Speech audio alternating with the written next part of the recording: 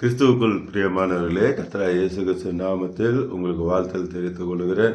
இந்த புதிய நாளிலும் அப்பா உங்களை புதிய நன்மையினாலும் புதிய கிருபைகளாலும் உங்கள் ஒவ்வொருவரையும் ஆசீர்வதிப்பாராக. இந்த தினத்திலும் அப்பா உங்களோடு கூட பேச போகிற வார்த்தை சங்கீதம் 119 105வது வசனம்.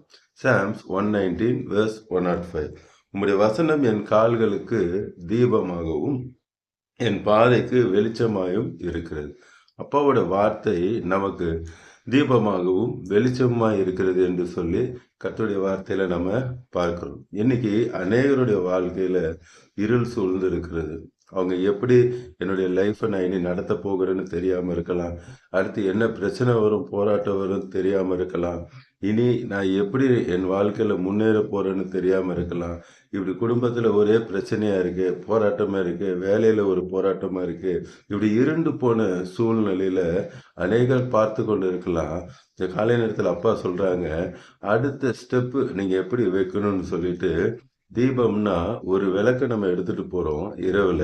அது கீழே நமக்கு என்ன இருக்குன்னு நமக்கு தெரியாது. இந்த விளக்கை வைத்து பார்க்கும்பொழுது அங்க சர்ப்பம் இருக்கா, என்ன இருக்குன்னு நமக்கு தெரியும். அந்த இரவு வேளையில நமக்கு நடக்கிறதுக்கு உதவி செய்யும். அடுத்த ஸ்டெப் எப்படி வைக்கணும்னு காட்டும். அடுத்து வெளிச்சமா இருக்குது. வெளிச்சம் என்றால் ஒளி. அந்த ஒளி வரும் பொழுது அடுத்த நாள், அதுக்கு அடுத்த நாள் எதிர்காலம் எப்படி இருக்கும் என்று சொல்லி பிரகாசிக்கிற அந்த ஒளி. நம்ம ஏசப்பா தான் அந்த ஒளி. நம்மளுடைய வாழ்க்கையில இருக்கிற எல்லா இருளையும் விலக்கி அடுத்த ஸ்டெப் எப்படி வைக்கணும்னு நமக்கு காட்டுவாங்க.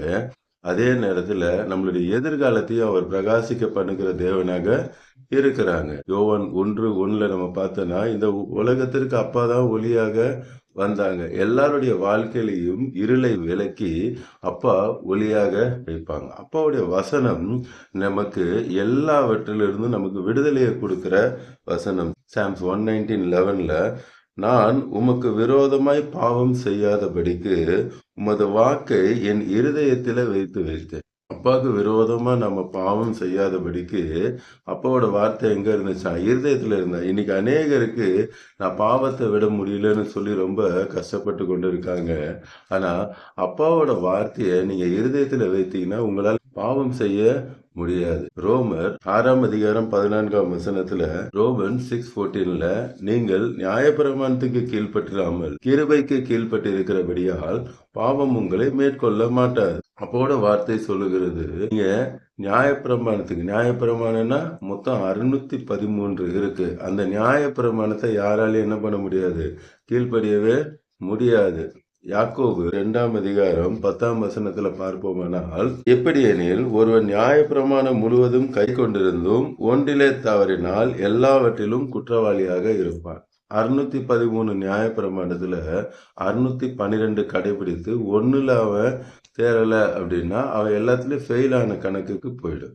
அதனாலதான் அப்பா சொல்றாங்க, நீங்க நியாயப்பிரமாணத்துக்கு கீழ்பட்டில்லாம கிருபைக்கு ஏசப்பாவுக்கு கீழ்பட்டு இருக்கிறபடியால் பாவம் உங்களை மேற்கொள்ளவே மாட்டாது.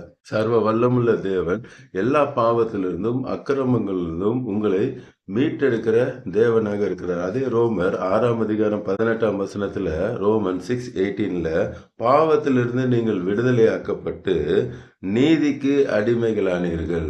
பாவத்திலிருந்து முற்றிலுமாக அப்பா நம்மளை விடுதலையாக்கி நீதிக்கு ஏசப்பாவுக்கு நாம் அடிமை. அடிமைனா ஸ்லேவ் அப்படி கிடையாது, அன்பு. சோத்திரம். அவரை நம்ம அப்பா பிதாவே என்று கூப்பிடுகிற அந்த அன்பு நமக்கு வருகிறது. அடுத்து அதே யாக்கோபுல 1:22 ஜேம்ஸ் 1:22 அல்லாமலும் நீங்கள் உங்களை வஞ்சியாதபடிக்கு திருவசனத்தை கேட்கிறவர்களாய் மாத்திரமல்ல அதன்படி செய்கிறவர்களாக இருக்கணும்.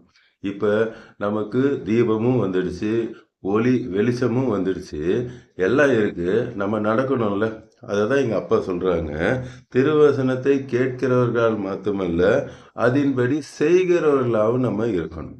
அதன்படி நம்ம செய்யும் பொழுது ஏசப்பா நமக்கு அற்புதத்தை நிச்சயமாக செய்வாங்க. நீதிமொழிகள் 3:5 Proverbs 3:5 உன் சுய புத்தியின் மேல் சாயாமல் உன் முழு இருதயத்தோடும் கர்த்தரிடத்துல நம்பிக்கையா இருக்கணுமா. நம்ம சுய புத்தியில சாராம முழு இருதயத்தோடு கர்த்தரிடத்துல நம்பிக்கையாக விசுவாசமாக இருக்க வேண்டும். கடைசியா 119 170 சாம்ஸ் 119:170 என் விண்ணப்பம் உமது சந்நிதியில வருவதாக. உமது வார்த்தையின்படி என்னை விடுவித்தருளும். நம்ம பண்ற ஜெபம் எங்க வரணும்? அப்பாவுடைய சந்நிதிக்கு வருவதாக. உமது வார்த்தையின்படி என்னை விடுவித்தருளும். அவங்க பண்ற ஜெபம் பாருங்க, எவ்வளவு கரெக்டா, எவ்வளவு பெர்ஃபெக்டா ஜெபம் பண்றாங்க பாருங்க. உம்முடைய வார்த்தையின்படி விடுவித்தருளும். அப்ப அவங்க எப்படி ஜெபம் பண்றாங்க? அப்பா கொடுத்த அந்த வாக்குத்தத்தத்தை சொல்லி ஜெபிக்கும் பொழுது அந்த ஜெபத்திற்கு பதில் வருகிறது. இன்னைக்கு அப்பா உங்களை பார்த்து நீ கோடா கொடியாய் பெருகுவாயாகன்னு சொல்லியிருந்தாங்கன்னா அந்த வார்த்தையை வைத்து நீங்க ஜெபம் பண்ணுங்க. அதுக்கு தான் பைபிளை அதிகமா நம்ம படிக்கணும். வேதத்தை நீங்க அதிகமா படிக்கும் பொழுது அப்பா உங்களோடு கூட பேசுவாங்க. அந்த வார்த்தையை கொண்டு நீங்கள் ஜெபிக்கும் பொழுது அந்த வார்த்தை உங்களுக்கு அற்புதத்தை செய்யும். நிச்சயமாக உங்களுக்கு இயேசப்பா அற்புதத்தை செய்வாங்க. அவருடைய வாயிலிருந்து புறப்பட்ட ஒவ்வொரு வசனமும் வெறுமையா திரும்ப இந்த காலை நேரத்தில் அப்பா சொல்றாங்க, அவருடைய வார்த்தை உங்களுக்கு தீபமாகவும் வெளிச்சமா இருந்து உங்க வாழ்க்கையை பிரகாசிக்க பண்ணுவேன் என்று சொல்லுகிறார். இப்பொழுதும் கண்களை மூடி கல்வாரி சிலுவையை பார்க்கலாமா? அன்பின் பரலோக தகப்பனே, இந்த காலை நேரத்தில் நம்முடைய பிள்ளைகளோடு கூட பேசுறீங்கப்பா. நீங்க அற்புதங்களையும் அதிசயங்களையும் செய்கிற தேவன். இப்பொழுதும் பார்த்து கொண்டிருக்கிற கோடிக்கணக்கான நம்முடைய பிள்ளைகள் ஒவ்வொருவரையும் நீர் தொடுகிறீரப்பா. அவர்கள் என்ன தேவையோடு கூட பார்த்து கொண்டு இருக்கிறாங்களோ அந்த எல்லா தேவைகளையும் நீ சந்திக்கிறேன். குடும்பத்தில் பிரச்சனையாக இருக்கலாம், போராட்டமாக இருக்கலாம், ஒரு சமாதானம் இல்லையே, சந்தோஷம் இல்லையேன்னு வேதனையோடு கூட பார்த்து கொண்டு இருக்கலாம். இப்பொழுதே உங்களுடைய சமாதானம், சந்தோஷம் ஒவ்வொருவருக்குள்ளும் இறங்குகிறது. அதே போல பண பிரச்சனை நிமித்தம், கடன் பிரச்சனை நிமித்தம் ஒரு விடிவு காலம் வராதா, இப்படியே இருண்ட வாழ்க்கையில தான் நான் இருக்கணுமான்னு பார்த்து கொண்டு இருக்கிறாங்கப்பா. அவங்களுக்கு நீங்க அற்புதத்தை செய்றீங்கப்பா. உம்முடைய மகிமையின் ஐஸ்வர்யத்திலிருந்து நீரே சந்திக்கிறதுக்காக நன்றி. இதே வியாதியோடு கூட வாழ்நாள்லாம் இருக்கணுமான்னு சொல்லி வேதனையோடு கூட பார்த்து கொண்டு இருக்காங்க. எல்லா வியாதிகளையும் இப்பொழுது உங்களுடைய தழும்புகளால நீர் சுகத்தை கொடுத்து கொண்டிருக்கிறதுக்காக நன்றி.